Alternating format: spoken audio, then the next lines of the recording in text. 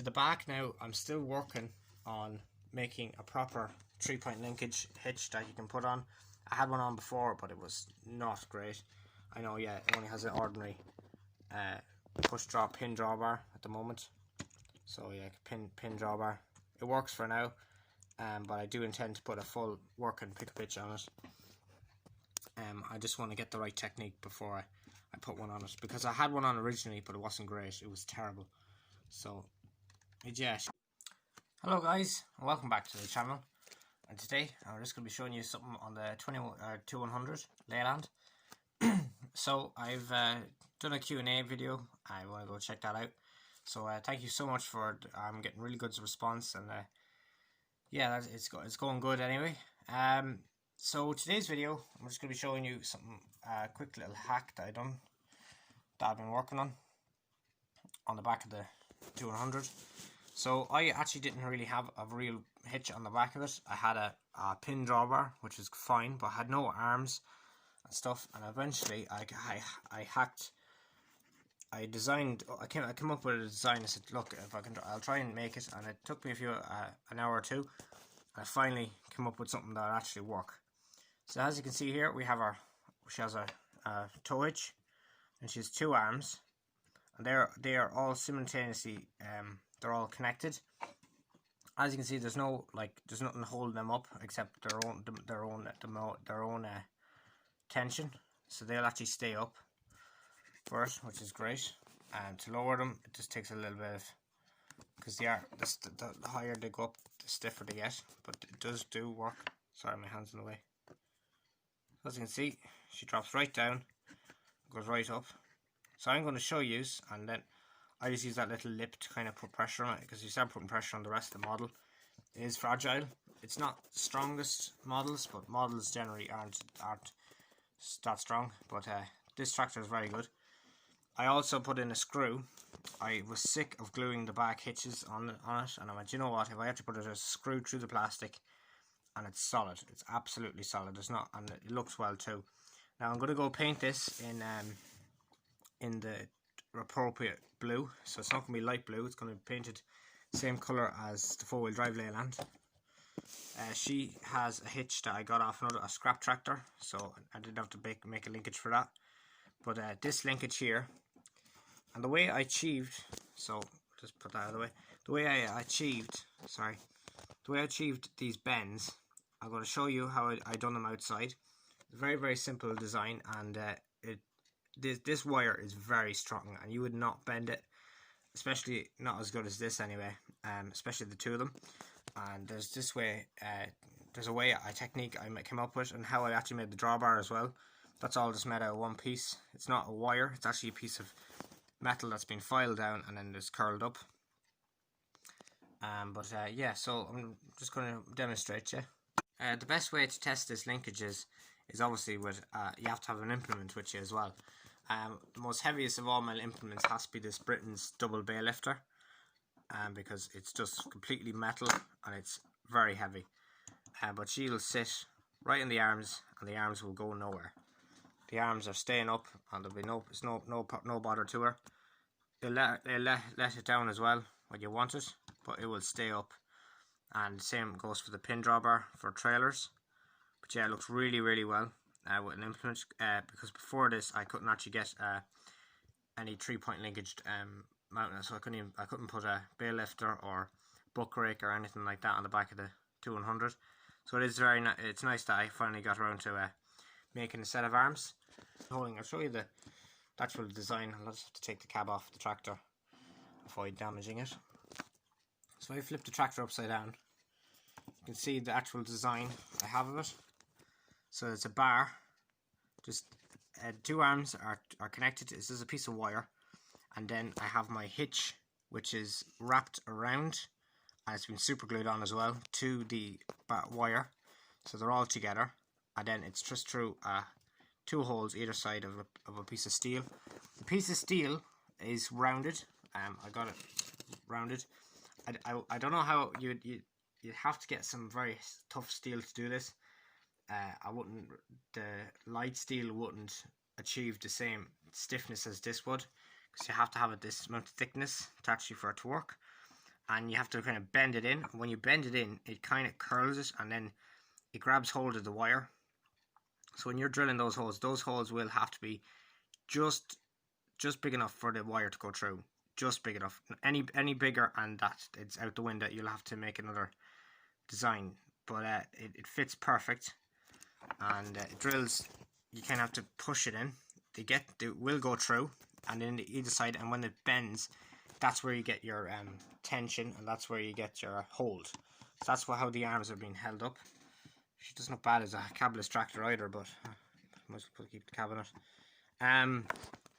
Yeah, it's great to have a linkage anyway on the back of the 2100, and now she can be used for other jobs around the farm.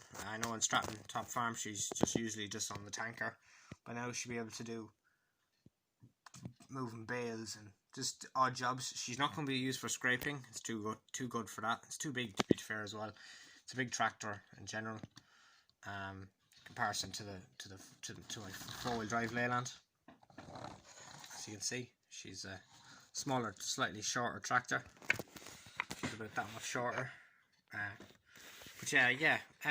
So yeah, I'll see you all out in the shed. So if you want to make your linkage arms, always have an implement with you. If that's one it helps you guide it. So I use these. There's a bar. This is really very solid bar. You can't bend this with your hand. It's really good, strong, and a nail staple. As you can see, it's slightly narrowed, so just to achieve the right bend. And then also you need your wire. Now the wire I use, this is actually off sheep wire. I think it is sheep wire. It's not. No, yeah, it's sheep wire. So it's pretty heavy duty wire. So when you bend this, it'll stay in shape. So also you need a vise. A vise is the best thing. So I'll show you what you kind of do. So what you try to do is you have this one side, and you put your wire where you want your incision to be. Then you get your other piece of wire and put it here and line it up, and then you stick it in the vise face down. So as you can see, it is put in the vise, and you have the bar. And always make sure if you're using a staple not to have the bar, so that the bar can actually go into the staple without getting caught in the bottom of it. So then all you have to do now is keep watching it, because it might, and as you can see, she'll start to bend. See now, the wire has been bent. Lovely. It's been bent very well. No pinching or anything, because you have to remember there's a lot of stress on either side of there, and that could crack. So you don't go too far. Now that's enough. I'll just loose. Focus. I'm just going to loosen that off now. And take them out. Take her out. So there we have it. You can see the curl. And you can, I always kind of leave yourself a little bit of space here. You can shorten that down if you need be. If that's going to be on the outside part. But yeah, that looks really well. And then you just try it on the arm. As you can see there, it's a bit too long. Sorry, it's a bit too long there. So let's cut off a little bit off the axis. So now we have our desired design. And as you can see, she's fitting in nicely. And then if you just do L bend and do the exact same thing, you have yourself a pair of arms. Now so as you can see, the wire is being put through. I have to use the tongs to get through, because you wouldn't hammer it in, but like you would not get this in by hand, like just like I'm pushing it in that easy, at least starting it anyway. And that's what you want, is because you want that bit of that. The circumference of the wire is exactly as the drill bit, and a bit smaller. So when you do go to bend this in, it will tighten both joints up, and that's where you get your tension. It depends what way you're going to face it. So I'm facing, so the back of the tractor is this way, so I'm going to have to kind of rotate that, just rotate the arm this way. So I'm just going to clamp it in, bend it like that. So as you can see, we've made one arm, so we have one arm upside down. So that is one side done. And now all I have to do is bend the other. So I just have to bend this way then. I just kind of I'll clamp it in and I'll bend it and I'll see you in a bit. So as you can see, she's bent and just the right height, and you want them parallel. In fact, you just cut it just to it there. Will do. And just here's some heavy wire. You want a good snips with you when you're doing this. Just do this with it. Now, so that is the arm. So one arm is bent, one isn't. So we're going to just do the same thing as we did to this. So one of the most important things I can say is you use the other side as a guide, so you know she's nearly exactly where she should be. In fact, she's actually a little bit off, so that the bending bar needs to be just where it should be, so it should be straight down. It's slightly bent at the moment, as you can see. She's kind of a bit off. You want her a bit more to the left, this bar, and then she'll be spot on. I can then put in my vise, it'll do the bend for me, and take it out, and then we'll try it on the bear lifter. So yeah. And so, as you can see, we have our arms, and I'm just going to try it.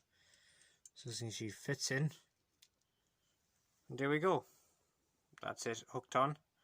It's not perfect, as you can see. One arm is a little bit, the other arm is a little bit off. It's not even supporting it. But a bit of bending and a bit of, it's not always going to be perfect, as it's a makeshift thing. But you do a bit of straightening and stuff, and always trying to get them as straight as possible, parallel I should say. And yeah, she'll be spot on. And then you can see there, I can move it with my hand pretty easy. It does support the machine, the yoke. But if you want to put a bit more tension on it, that it actually will stay up a bit more, you just bend in the piece of steel that the housing's in, and that should actually pinch the wire. You don't have to even do a whole lot. In fact, I'll just show you. So I just put it in the vise. So it's such a delicate, like, just balance. So as you can see there, she's moving perfect, and I want to tighten that just enough that I can still move it, that's not seized. So you just kind of bring it in, try it. So it is getting a bit stiffer, just about. So I'll just keep tilting it in. It should do a little bit. Yeah, there we are. So as you can see, she will stay up, but she will actually loosen down too. So I think that's nearly it. I'll just put a little bit of, let her off. So there we go. There are the arms. Say you want to put in a pick a pitch. All you have to do, this one this is going to go on another tractor that doesn't have a pick a pitch. But all you have to do is file a corner in it. Sorry, you file a notch in here. You make a hook like this. That is the hook. I always have a trailer with you so you can compare it. It's just a piece of steel. It's filed. Make sure not to make this too sharp, otherwise you can cut yourself. And then I always put like a bit of tail on it, and then you can curl it around the metal bar that is here, and that makes them all as one, and you can just clamp it together, or even super glue them. But yeah, that's the arms anyway, guys. So yeah, I hope you enjoyed the video. If you did, please leave a like, subscribe, and guys, I'll see you in the next one. Bye for now.